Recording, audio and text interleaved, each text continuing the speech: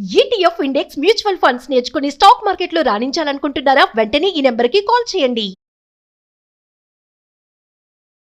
సరే, కొన్ని సందర్భాలు ఎలా ఎదురవుతాయంటే ఒక మనిషికి తనకు ఆ కార్యక్రమం ఇష్టం ఉండదు.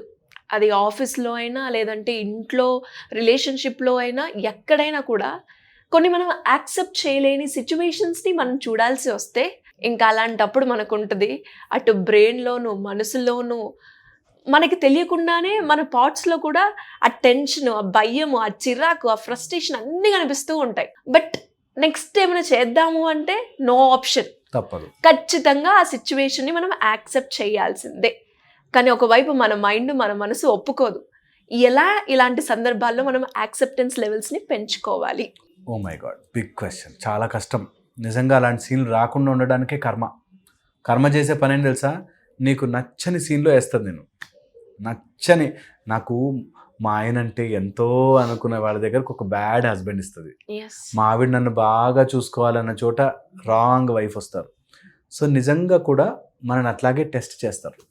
ఓకే, సో అదేం శాడిజము, ఎందుకు అట్లా చేయాలి అనిపిస్తుంది. కానీ మనం చేసుకున్న కర్మే ఎక్కడి నుంచో వస్తుంది.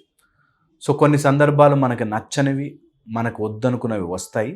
వచ్చినప్పుడు రియాలిటీ చెక్ అనేది వస్తుంది అనేది తెలుసుకోవాలి.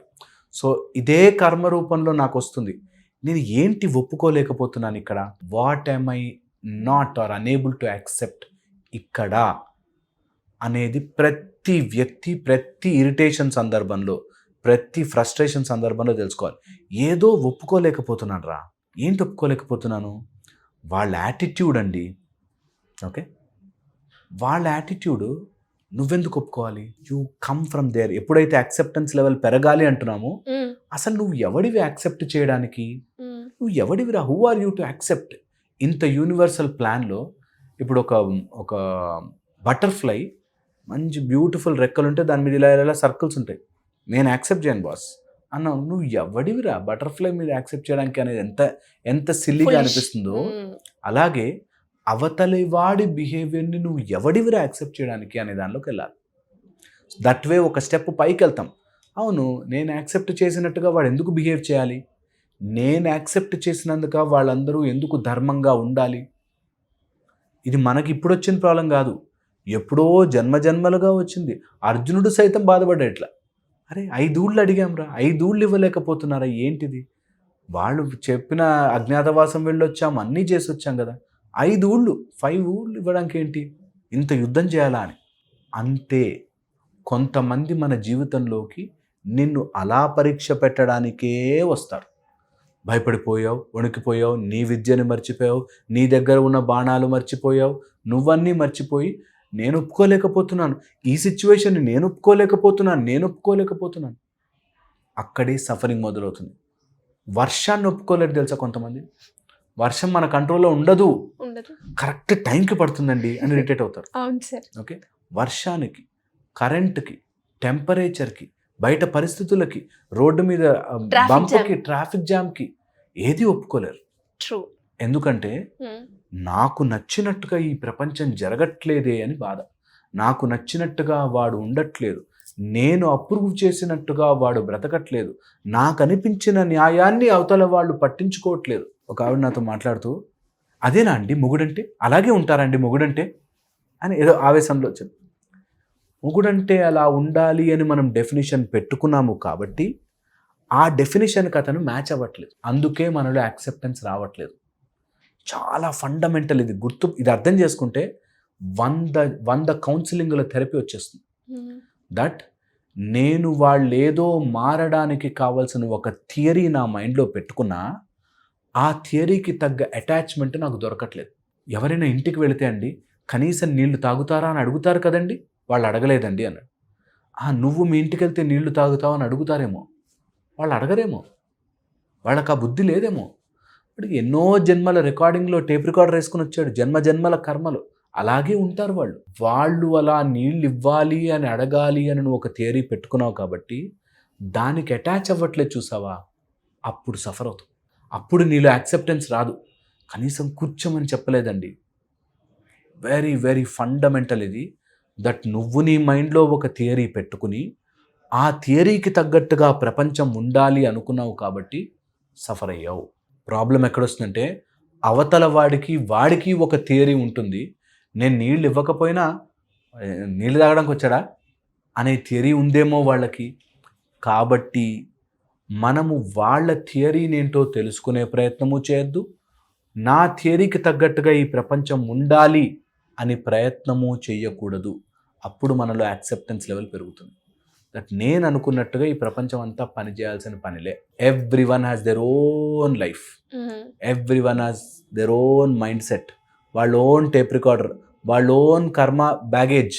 అట్లా మోస్తున్నారు వాళ్ళ కర్మ బ్యాగ్. మనకు కనిపించకుండానే అందరి భుజాల మీద కర్మ బ్యాగ్ మోస్తున్నారు అందరూ. నేను అనుకున్నట్టుగా వాడు బిహేవ్ చేయాలి అనేసరికి సరే కొన్ని రోజులు నేను యాక్సెప్ట్ చేసి బతుకుతానులే అని కొన్ని చేయగలం, అన్నీ చేయలేము. ఎందుకంటే అన్ని థియరీలకి ఇలా మ్యాచ్ చేసుకుంటా. అందుకని ఈ థియరీలు తగ్గించుకుని ఎవ్వడికి వాడి లైఫ్ బతికే హక్కు ఉంది. వాడి మైండ్లో నా గురించి ఏమనుకుంటాడో అనుకునే హక్కు వాడికి ఉంది. Doesn't matter to me unless and until అది ఫిజికల్ అబ్యూజ్ అయితే తప్ప. ఎమోషనల్ అబ్యూజ్ మీరు తీసుకోవద్దు, ఎక్కించుకోవద్దు మైండ్లోకి. ఇది చాలా నేను చెప్తున్నా కదా, ఎంత సింపుల్గా చెప్పానో అంతే ఈజీ. ప్రయత్నము చేయరు ఎవరు. ఈ రోజు నుంచి ఆ ప్రయత్నం చేయాలి. నేను ఎవరిని బాస్ వాడిని ఫర్గివ్ చేయడానికి, నేను ఎవరిని ఎక్స్పెక్ట్ చేయడానికి. ఒకవేళ వాళ్ళు కూడా ఎక్స్పెక్ట్ చేయడం స్టార్ట్ చేశారనుకో, ఓకే నేను నిన్ను యాక్సెప్ట్ చేయాలంటే నువ్వు రేపటి నుంచి ఇట్లా రింగ్ పెట్టుకుని రెడ్గా ఇట్లా పైపులు పెట్టుకుని రావాలి, అప్పుడే నేను యాక్సెప్ట్ చేస్తాను అన్నాం అనుకో, బతకలేం. అందుకని నీ ఎక్స్పెక్టేషన్కి తగ్గట్టుగా వాళ్ళు బ్రతకరు, వాళ్ళ ఎక్స్పెక్టేషన్ తగ్గట్టుగా నువ్వు బ్రతకాలని వాళ్ళు అనుకుంటే అయిపోతావు. సో బెటర్ ఈ ఎక్స్పెక్టేషన్ మాయలో పడి ఆ ఎక్స్పెక్టేషన్కి కొన్ని నేను సాక్రిఫైస్ చేసి యాక్సెప్ట్ చేశాను అనే ఓ గొప్ప సుపీరియర్ ఫీలింగ్లోకి వెళ్లకుండా I'm no one to accept anything. నేను యాక్సెప్ట్ చేసినా వర్షం కురుస్తుంది, నేను యాక్సెప్ట్ చేయకపోయినా చేసినా రేపు పొద్దున సూర్యుడు ఉదయిస్తాడు. ఈ ప్రపంచంలో నేను యాక్సెప్ట్ చేసినా చేయకపోయినా నోటి మీద సాల్ట్ వేస్తే సాల్ట్ అని తెలుస్తుంది. సో మెనీ ప్రాసెసెస్ నీ సంబంధమే లేకుండా జరుగుతుంది. నువ్వు ఎక్స్పెక్ట్ ఎందుకు చేస్తున్నావు, దాన్ని వాళ్ళు తగ్గట్టుగా బిహేవ్ చేయాలని ఎందుకు అనుకుంటున్నావు, వాళ్ళు సరిగ్గా బిహేవ్ చేయలేకపోతే నువ్వు ఎందుకు ఇరిటేట్ అయిపోతున్నావు, వాళ్ళు నీకు తగ్గట్టుగా ఎందుకు డ్యాన్స్ వేస్తారు అనేది తెలుసుకోవాలి. వెరీ వెరీ లైఫ్ చేంజింగ్ ఇది. అప్పుడు అందరు హ్యూమన్ బీయింగ్సే, అందరూ ప్రాణులమే, అందరికీ ఒక లైఫ్, ఒక రికార్డింగ్, ఒక పర్పస్, ఒక మీనింగ్, ఒక థాట్ ప్రాసెస్ ఉంది. నేను ఎవ్వరితోనూ డిస్టర్బ్ కావట్లేదు అనేది వస్తుంది. హోప్ ఇది అర్థం కావాలి తెలుసా, చాలా డీప్. బట్ దీని గురించి కూర్చోవాలి, ఒక్కసారి ఆలోచించుకో, సాధన మెల్లిగా చేయాలి. ప్రాక్టీస్ చేస్తే అసలు ఎంత బాగుంటుంది తెలుసా. భుజం నుంచి ఒక 1000 కేజీలు బరువు తీసి పక్కన పెట్టినట్టు. నేను ఇంకా వాడు ఎట్లా మా అత్తమ్మ ఎట్లా చేస్తుంది తెలుసా అండి. మీ అత్తమ్మ నీకు తగ్గట్టుగా ఎందుకు చేస్తుంది? చేయదు. ఆమె రూట్లో ఆమె కొట్టుకుంటూ ఆమె మైండ్లో ఒకటి నడుస్తుంటుంది, నా కోడలు ఎట్లా చేస్తుందో అని ఆమె మైండ్లో ఉంది. సో వాళ్ళు అట్లాగే ఉంటారు.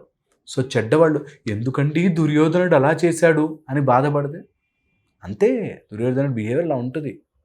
సో వెంటనే మనం అర్థం చేసుకోవాల్సింది, వాడి టేప్ రికార్డర్లో వాడున్నాడు, నేను నా టేప్ రికార్డర్ నేను నా లైఫ్ని చేంజ్ చేసుకోవడానికి ప్రయత్నం చేస్తూ ఉంటాను. కొంతమంది రియల్ లైఫ్లో వచ్చి మనకి ఫిజికల్ ట్రామా యాక్సెప్ట్ చేయొద్దు. ఫిజికల్ ట్రామాకి నువ్వు సామధాన భేద దండోపాయాలు చేసుకోవాలి. అది కాక మిగతావన్నీ మైండ్కి తీసుకుని టెన్షన్ పడద్దు. So everything on mind. Absolutely, మొత్తం అక్కడే ఉంది గేమ్ అంతా. ఎప్పుడు ఉంటుంది సార్ క్లాసెస్ సెకండ్ బ్యాచ్? ఇది March 1 నుంచి స్టార్ట్ అవుతుంది. 5 days కోర్సు, ఆన్లైన్ ఉంటుంది, జూమ్లో ఉంటుంది. మార్నింగ్ 6 to 7 పొద్దునే మంచిగా 6 to 7 చేసుకోవచ్చు. మంచి సాధనా ప్రక్రియ. అండ్ ఎవరైనా జాయిన్ అవ్వాలనుకుంటే కూడా కింద మన వాళ్ళు నెంబర్ ఇస్తారు, మంచిగా జాయిన్ అవ్వండి. ఇంట్రెస్ట్ ఉండి, డబ్బులుండి, వీలు కుదిరితే చేసుకోగలిగితే మీ లైఫ్ ట్రాన్స్ఫర్మేషన్ జర్నీ స్టార్ట్ అయ్యే ఛాన్స్ ఉంటుంది.